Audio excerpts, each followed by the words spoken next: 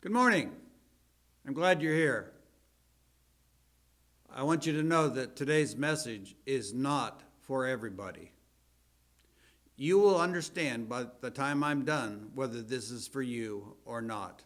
The title of this morning's lesson is Why Bad Things Happen, or Bad Things Happen. We all agree that they do, but it's not why they happen. The problem is, what do you do after the bad things happen to you? There was a discussion a long time ago about why bad things happen to good people, but I'm not interested in why bad things happen to good people. I'm interested in what do you do when the bad things happen to you? Each of us has concerns about his life. Each of us has worries, if you would. We worry about financial stability. We worry about people breaking in and stealing stuff that belongs to us. We worry about our businesses falling off and maybe even closing. We worry about loss of property, loss of animals. We worry about our kids getting sick. We worry about our family running off and committing crimes. We worry about ourselves getting sick. We worry about people in our family maybe even dying. And when these things happen to you, how do you respond? Do you sit around and say, "Oh, me, why did this happen to me?" No, that's not the question. The question is, what am I going to do about it now? The reason you're listening to me by audio or watching on the video is because as a church, we were asked not to meet together. But the lesson is still true, whether you are here or wherever you are. When bad things happen to you, how will you respond? Imagine, if you would, that you were that one person in the Old Testament who all of a sudden his neighbors came in and stole all of his animals. And as if that weren't bad enough, the next thing you know, there was a lightning storm and fire fell down and consumed another bunch of his animals. Next thing you know, another group of bad people came in and stole more of his animals. And soon all of his animals were gone. The camels, the she-asses, the lambs, the oxen. He had nothing left. Thieves had broken in and stolen all of it. Or the fire from heaven consumed them. And as though that weren't bad enough, his children were meeting together. He had 7 boys and 3 girls, and they were all meeting together and partying. Everybody in his own day. They partied one day after another. And a windstorm came by and tore the house apart, and all of his sons died. And all of this occurred in one day. You can read it in the book of Job. In one day, those 4 events, those 4 tragic events came to the life of Job.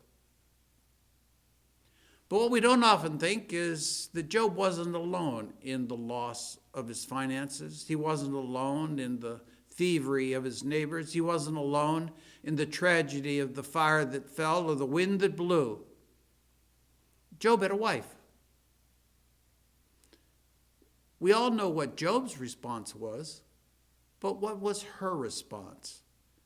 You might want to turn with me to the book of Job and chapter 2, where his wife responds not after the loss of the animals, not after the thieves had come in and stolen everything, not after the fire fell from heaven, and not after the house blew up, and not after all of the children died.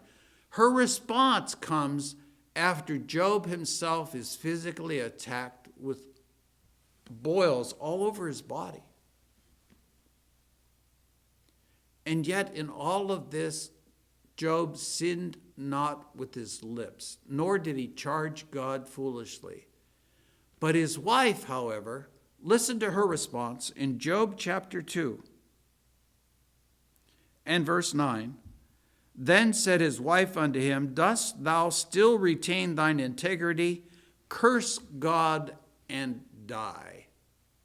Some translations say, bless God and die. It wouldn't matter, would it? Because if you bless God at a time like that and say, let me die, you're in essence saying, God, why did you do that to me? I deserve better than that. I understand why those evil people have bad things happen to them, but why me? Curse God and die. And yet Job's response? He didn't charge God foolishly. His response in verse 10 is, you speak as one of the foolish women speaketh. What? Shall we receive good at the hand of God, and shall we not receive evil? In all this did not Job sin with his lips. The man had lost everything. He lost his property, his businesses. He lost his buildings. He lost his children. He lost his health. And it seems evident that he had lost the compassion of his wife. How did Job respond in all of this? Turn to chapter 13, if you would, please. Job chapter 13.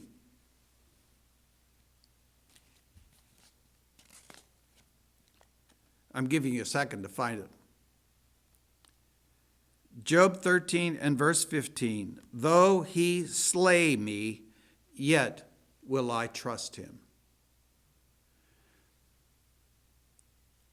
Job goes on to say that if God were to slay him, he would still defend his own honor, because Job knew that he had not done anything wrong. He had worshiped God. He hadn't charged God foolishly. He hadn't sinned with his lips.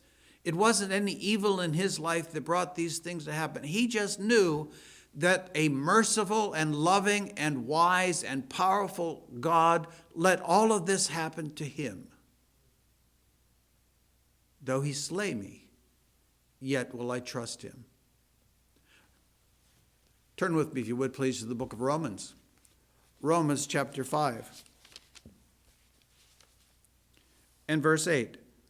But God commendeth his love toward us, in that while we were yet sinners, Christ died for us.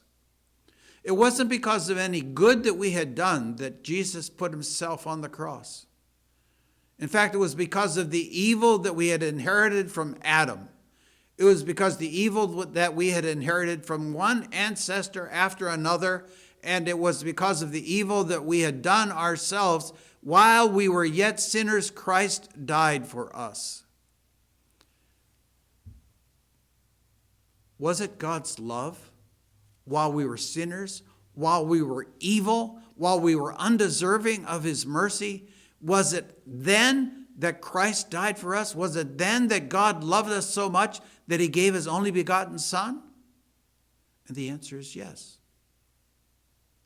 And so when you see bad things happening in your life, it's not, why did they happen to me? It's, how will I respond? Romans chapter 8, while you're in the book, please. Romans chapter 8.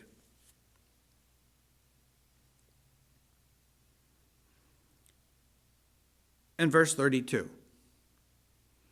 If you agree with me that it was while we were yet sinners that God commendeth his love and sent Christ to die for us, then you should also agree, Romans 8 and verse 32, he that spared not his own Son, but delivered him up for us all, how shall he not with him also freely give us all things?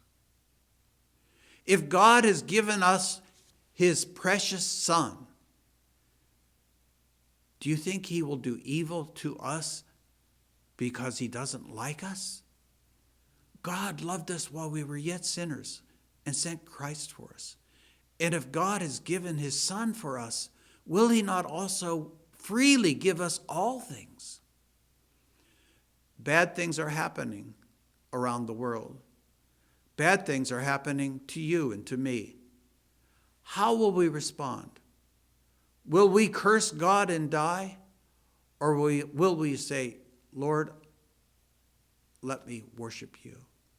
Though you slay me, yet will I trust you. Do you know Christ?